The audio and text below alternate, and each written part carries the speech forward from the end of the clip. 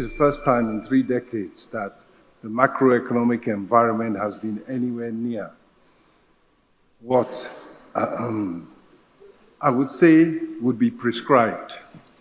And let me give some context to how I feel that we, at an important moment, and all hands have to be on deck to really get us over the line, to keep the momentum going and take us to where we all know the Nigerian economy should be. Earlier this year, there was a Finance for Development conference at Seville, UN Finance for Development conference.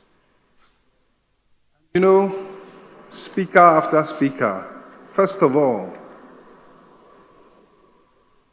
admitted, welcome, one of those from the very, very first Nigerian Economic Summit. And he gave, I remember, Mr. Malam Mohammed Hayatuddin. For those old enough, he gave a very rousing dinner speech at one of those early economic summits. You're most welcome. Thank you for coming to join us.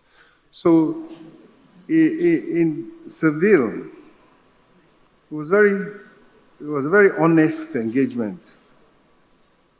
So speaker after speaker, you know, the UN Economic Society, and so on and so forth, various bilateral, the president of Spain, and so forth. And the first thing they admitted that there's a retreat from multilateralism.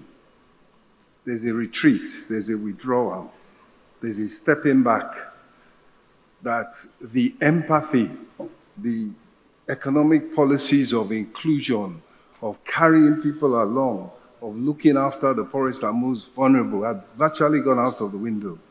And we had in its place import taxes, domestic subsidies on production, protectionism. They admitted that as for the poor countries of the world, the SDGs are in their favor, they're for them.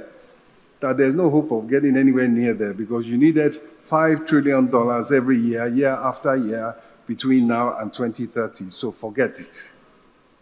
They also admitted that what normally brings developing countries up, what normally helps developing countries is when world trade is growing, and then they now can participate in that sort of floating of all boats.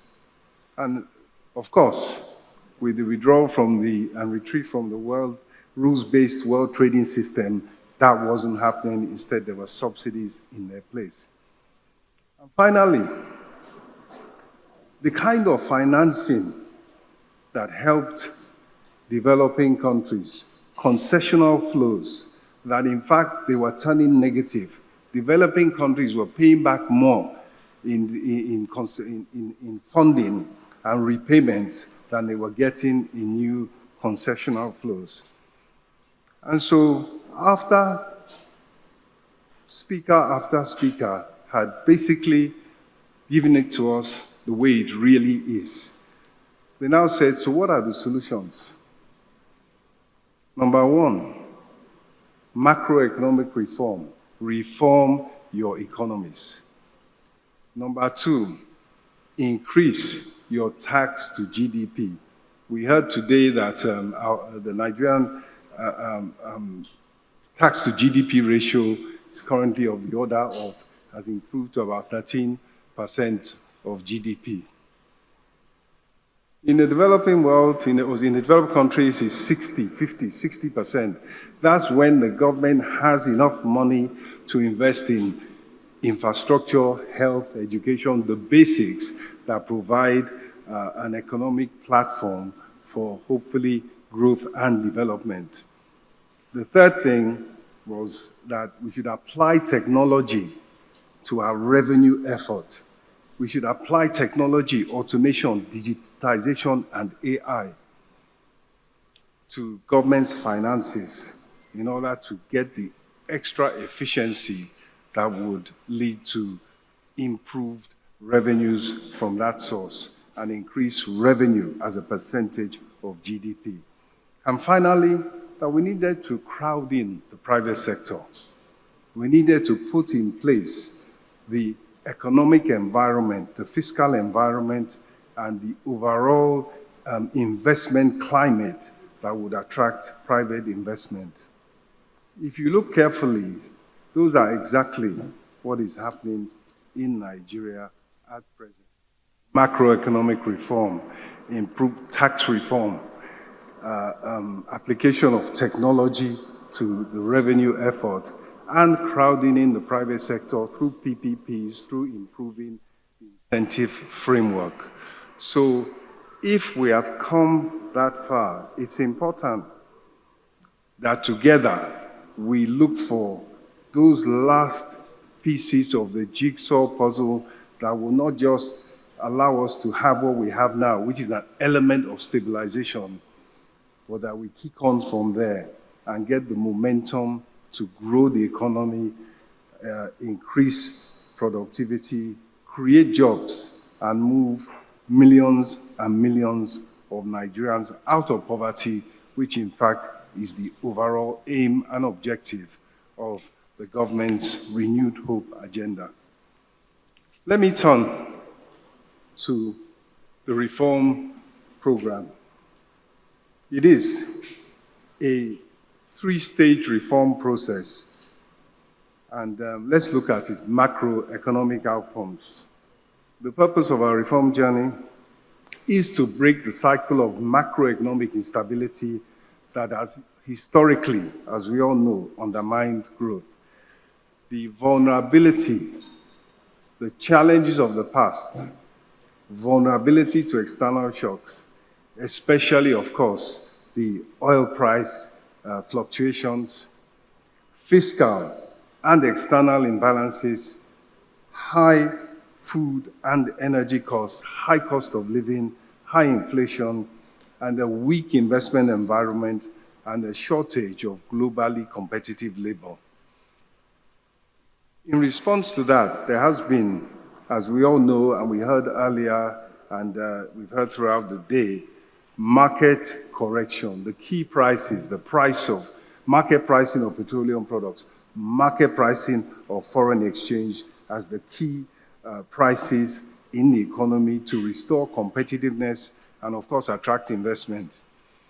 And then following on from that, macroeconomic stability, anchoring inflation. We heard this morning that the key, the number one target of macroeconomic policy must be to fight inflation, because once you have inflation not under control, the poorest and the most vulnerable suffer the most, and even others that are able to perhaps resist and pass on some of these costs, they too do not have an environment in which they can plan for investment.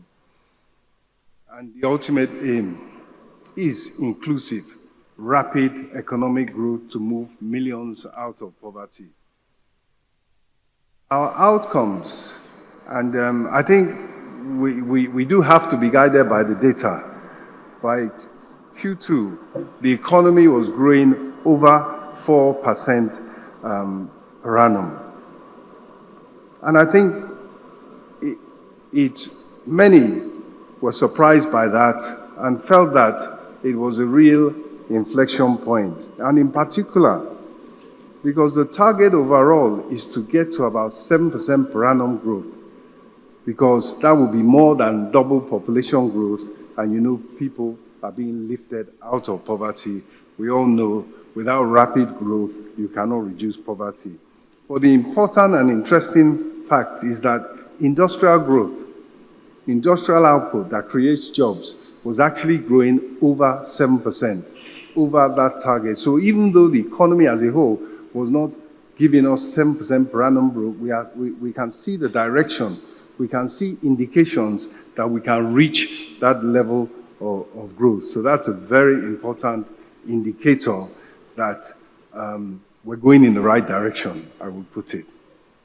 Inflation has eased, but of course, at above 20%, it is still high.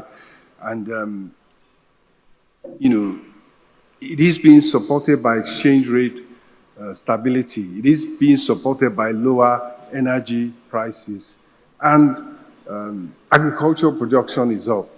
Food improved food supply is helping to anchor inflation, but it's an ongoing challenge, which I think many here look at the interest rates and they say that they're relatively high and they're difficult to invest and it's difficult to borrow. But I think we all agree that we have to prioritize the fight against inflation. Still looking at the macroeconomic outcomes, we all know the story of the foreign exchange reserves and the exchange rate, and what a tremendous job central bank has done in that sphere.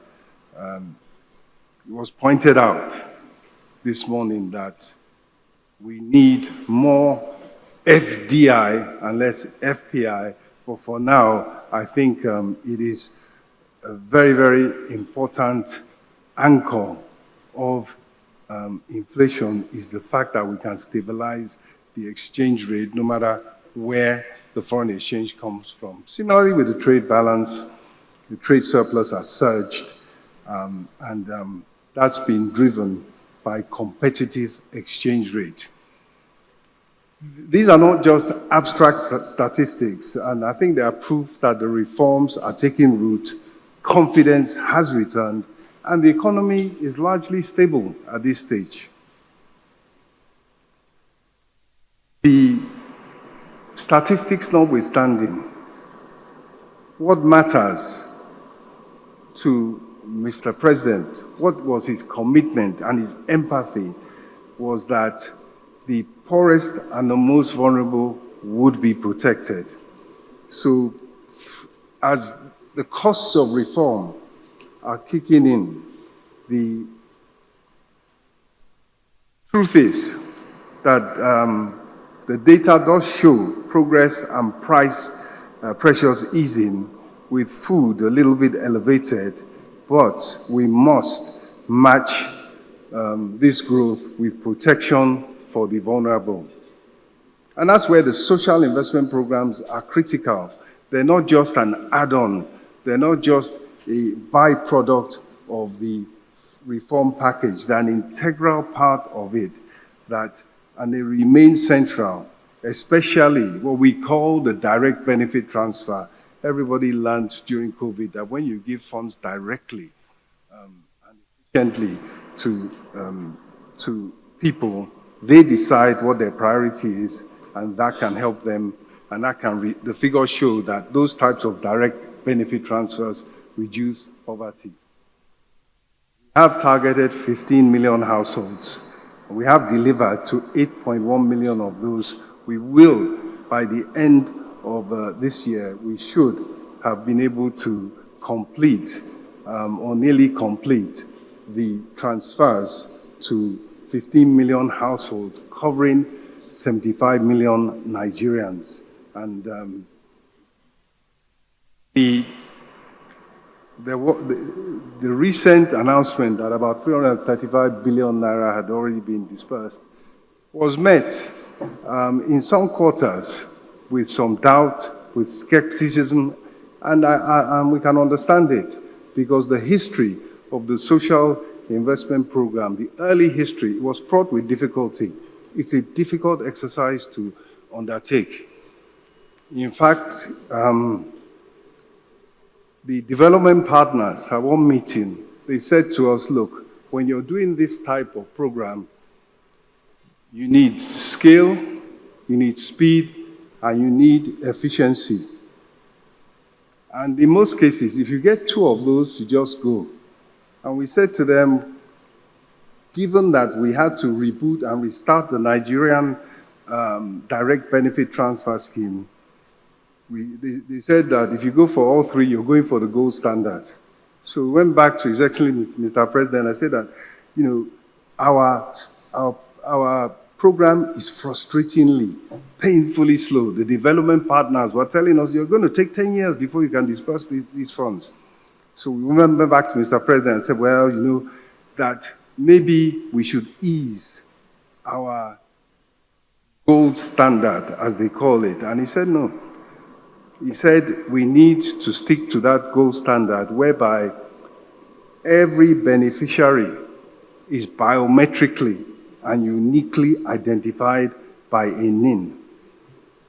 And every beneficiary is paid by a digital procedure, whether a bank account or with a mobile wallet, so that you can at any time say, this is the person we gave these funds to, this is when we gave it, this is how much we gave.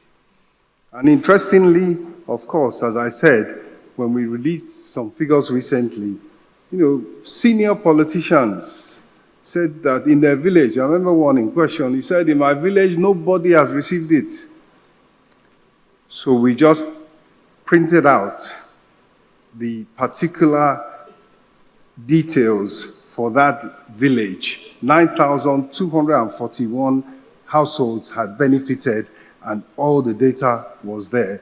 That is the robust system that has been put in place. And incidentally, I heard from our Minister for Communications, Innovation and Digital Economy that we're in fact now way ahead of, for example, Britain, that is now just trying to put in place digital ID.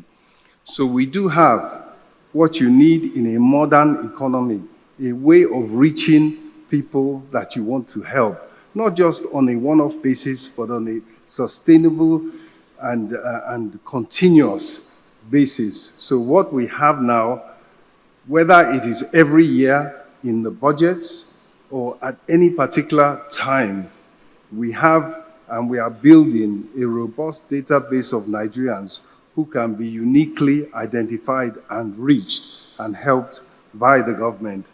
That is part of a modern economy. That is part of empathy and thinking about ensuring that the poorest and most vulnerable are helped and that nobody is left behind, which is the promise of the renewed hope agenda. In terms of human capital development, let me stay on that all-important thing. We do have the Nigerian Education Loan Fund, interest-free loans for students who otherwise wouldn't have access to paying their school fees, they wouldn't have access to upkeep funding. We have the National Digital Health Infrastructure, which is making sure that we improve the quality and the numbers of people in the health industry. And then we have the value chain improvement in the pharmaceutical industry. And not before time. When we lost, I think, in the health sector from the funding of WHO, we lost about $800 million of support for health, for tuberculosis treatment, AIDS treatment, and malaria treatment. Our Honorable Minister for Health and Coordinating Minister of Social Welfare went back to the drawing board, and he came back and he said, I can replace those funds with 200 million, with 25% of the funds using smart purchases, buying from other jurisdictions, and so on and so forth. And it's part of that process of unlocking the value chain, of bringing production of pharmaceuticals, of health products back home, is a major initiative, not just in industrialization, but in this particular case, in terms of health. Let me turn to the fiscal reforms and revenue mobilization. We all know that revenue has come in from liberalization of the foreign exchange market and the removal of fuel subsidy. The big dividend was about, I think, up to 5% of GDP released back into the Federation, which was previously being shared essentially by the beneficiaries of those, of the foreign exchange allocations and, of course, of the fuel allocations. As I said earlier, we have automated our revenue collection. We have reduced oil theft from, I think the figures I have are 37.6 million barrels in 2021 to just 4.1 million barrels per day in 2024. We know the outcomes. The states are awash with funds, a 111% increase in their funding, 66% increase in local government's funding. The federal government has benefited less as a result of fiscal federalism, as a result of following the rules and paying back some of the refunds of funding which really should have gone to the states earlier, but the federal government at least is now paying back. So clearly, that's a stronger fiscal space for development spending. And to be fair, the data shows that the states, they have budget surpluses. They have a surplus of, the budget surplus over GDP of about 3%, but they have been spending on infrastructure. That's what the data shows us. In terms of revenue mobilization, we do have a new tax act.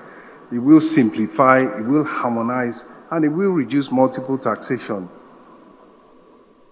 And we cannot overemphasize the role of technology, the role of automation. Up till August 1 of this year, despite all the efforts, it took up till August 1 this year for us to have a situation where we could see the accounts of the federal government at CBN. It's something you all have with your commercial banks. But such is the, I'll call it the political economy of bureaucracy and governance that it took until August 1 for us to have visibility on those accounts. Until then, you would have to call central bank and ask them, what's the balance on this account? So you can imagine what kind of situation we were dealing with. But technology is such that it comes, once you get going, it's a very, very rapidly moving train. So as of October 1, just a few days ago, we implemented a central billing system and the Federal Treasury receipt. Central billing system, what that basically says is that you can now reconcile what you pay. When you give someone a bill, a tax bill, or a user fee for 100, if he pays 20, before there was no way of reconciling.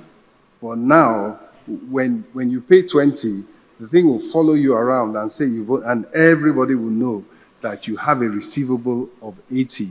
That's the difference that automation and technology will give. And we expect the dividend in terms of revenue to be substantial, to be, in fact, I would even say game-changing.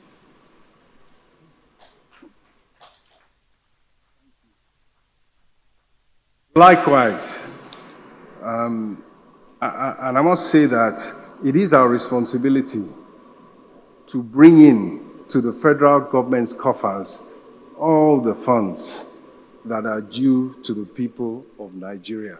We need cooperation, we need enforcement, because there's federal government money lying outside the TSA, lying outside of central bank, and it is our determination to make sure we we reel in every single penny. And it requires, to an extent, an elite consensus. It requires people to do the right thing. But with technology, even if they won't, we will see it and we will make them do the right thing in favor of Nigerians.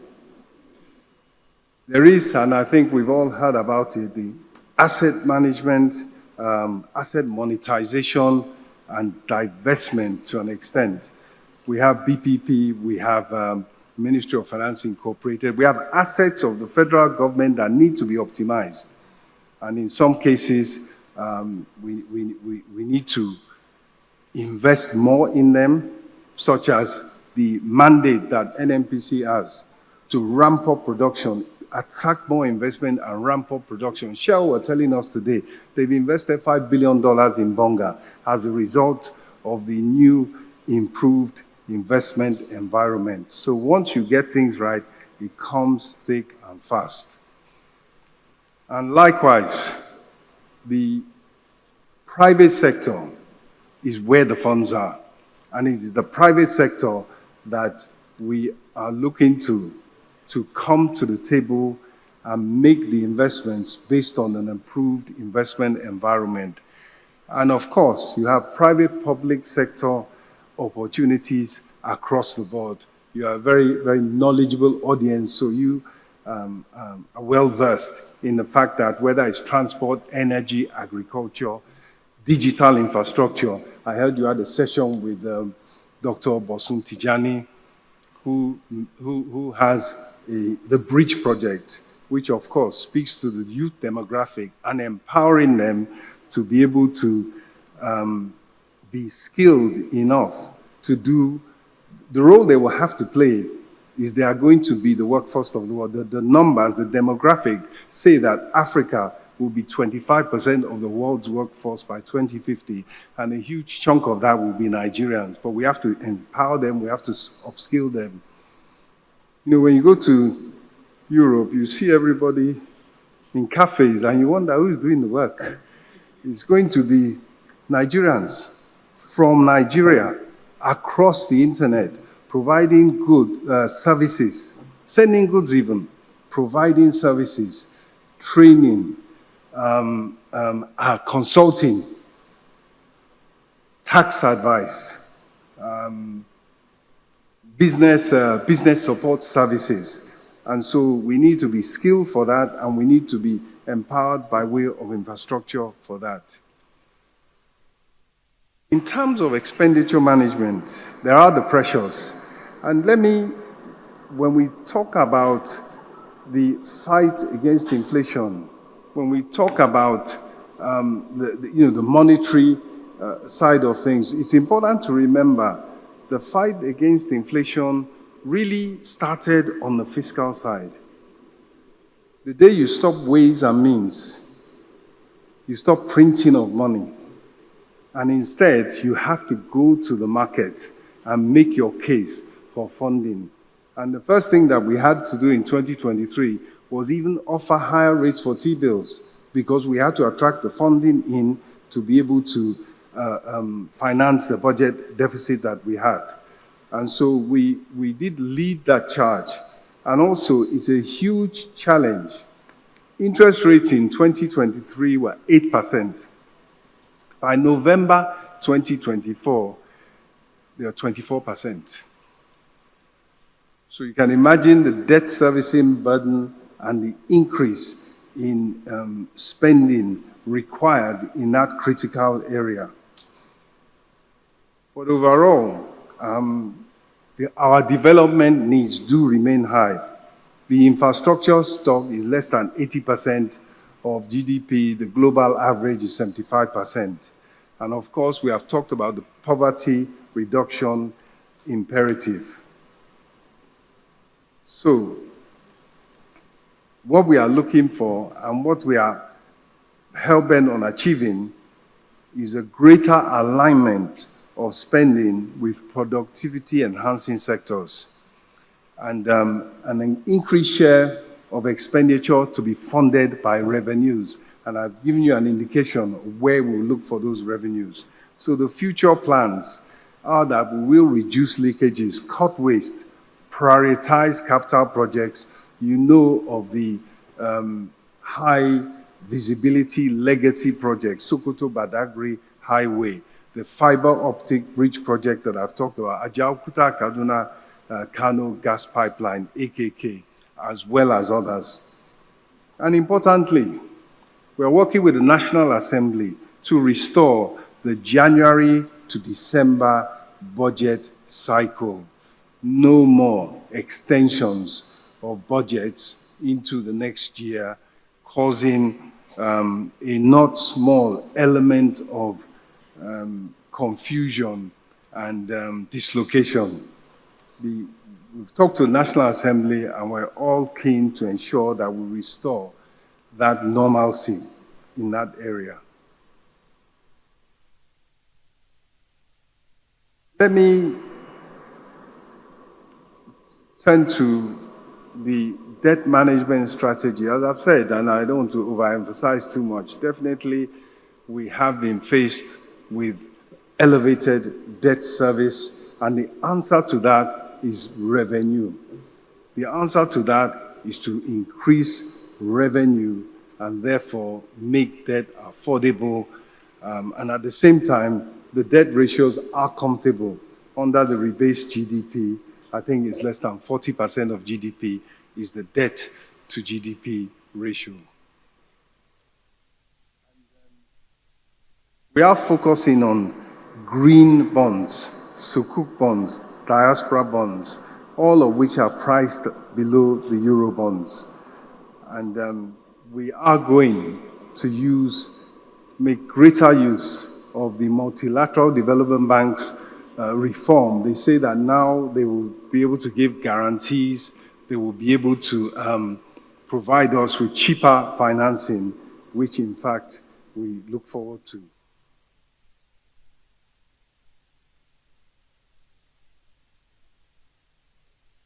Let me focus on the opportunities of this period. You have a stable economy.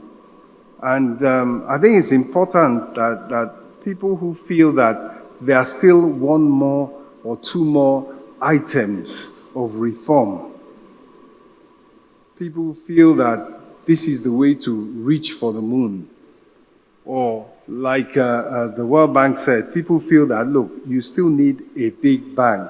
They should come forward, they should mention to us that this is their idea of what they think will unlock further our potential. But our strategic priorities are to diversify exports beyond oil, to boost domestic productivity, of course through investment, to foster inclusive prosperity. And in that context, the opportunities are many and varied. In infrastructure, we have the Highway Management and Development Initiative for roads and for rail. We have, as I said earlier, energy, the Mission 300, and we have in the digital space huge opportunities, a level playing field, and a conducive business environment. The oil and gas sector has taken full advantage of it, and others, such as in the CNG sector, in the clean energy sector, are also. And like I said, let's identify these barriers and let's scale investments that are required to lift us out of poverty. And let me close by mentioning really a call to partnership above all. So ladies and gentlemen, Nigeria's reform journey has moved. It's moved from reform to resilience to inclusive growth. We have established a new incentive framework that rewards innovation and productivity. And it's important to remember that what was rewarded before was access to distortions, was privileged access to foreign exchange, privileged access to petroleum products. That was what was rewarded. Now what is being rewarded is innovation and productivity on a relatively open platform, a level playing field, as we say. And in our view, Nigeria is becoming more and more investment ready, and the anecdotal evidence is also pointing in that direction. But this is where the Nigerian Economic Summit community comes in. Of course, the government needs the partnership, the high-level partnership of the Nigerian Economic Summit Group. Investments, innovation, ideas, thought leadership to sustain the progress and ensure that prosperity is inclusive. Together, we can build a resilient economy, a competitive nation, and a prosperous Nigeria. Thank you.